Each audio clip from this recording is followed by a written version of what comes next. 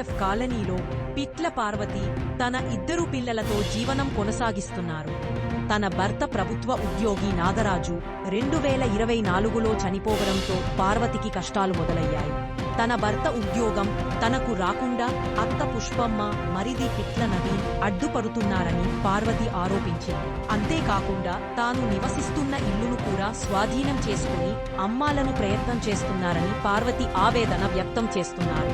ఇంటికి తాళం వేసి ఇల్లును అమ్మి తనను రోడ్డున వేయొద్దని పార్వతి విలపిస్తున్నారు. తమ పిల్లల భవిష్యత్తు నాశనం చేయవద్దని, తన ఇల్లును అమ్మడానికి వీలులేదని పార్వతి తెలిపారు. తనకు న్యాయం చెయ్యాలని వేడుకుంటున్నారు.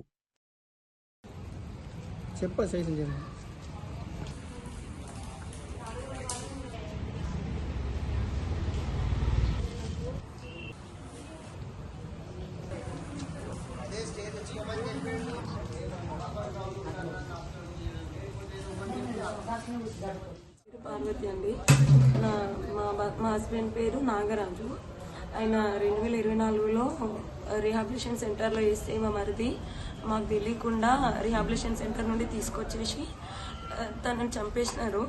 ఇప్పుడు నాకు మా డాడీ వాళ్ళు 14 ఎకరాల ల్యాండ్, ఇల్లు, జాబ్ ఉందని ఇచ్చినారు ఇక్కడికి అత్తారింటికి.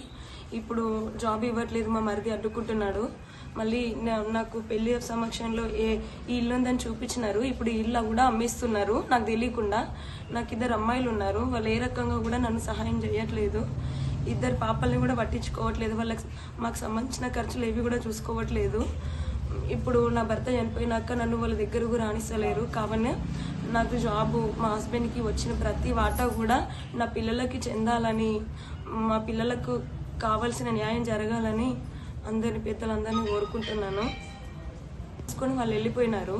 ఆ తాళం ఇయ్యమంటే కూడా నేను ఇక్కడ ఉంటాను, ఈ ఇంట్లో ఉంటాను, నాకు తాళం ఇయ్యండి అత్తమ్మ అని చాలా సార్లు ఫోన్ చేసినాను. మా ఆయన చనిపోయినాక నువ్వు తాళం ఇయ్యను, నువ్వు మా దగ్గరికి కూడా వద్దు, మాకు అవసరం లేదు అని చెప్పేసి అని ఇలా మాట్లాడుతున్నారు. ఇప్పుడు ప్రజెంట్ అమ్ముతున్నారు 95 lakhsకి. ఆల్రెడీ 40 lakhs వాళ్ళు తీసేసుకున్నారంట. నాకు ఇప్పుడు ఇల్లు అమ్మొద్దు. మా మరిది అయిన పిట్ల నవీన్ కుమార్ తన అసిస్టెంట్ మేనేజర్గా మాంజీరా బ్యాంక్లో సంగారెడ్డిలో వర్క్ చేస్తున్నాడు. సో అతను నన్ను నా పిల్లల్ని మోసం చేసే ఉద్దేశంతో ఇల్లు అమ్ముతున్నాడు. కావున అతని పైన చట్టపరమైన చర్యలు తీసుకొని నాకు నా పిల్లలకి న్యాయం చేయాలని కోరుకుంటున్నాను.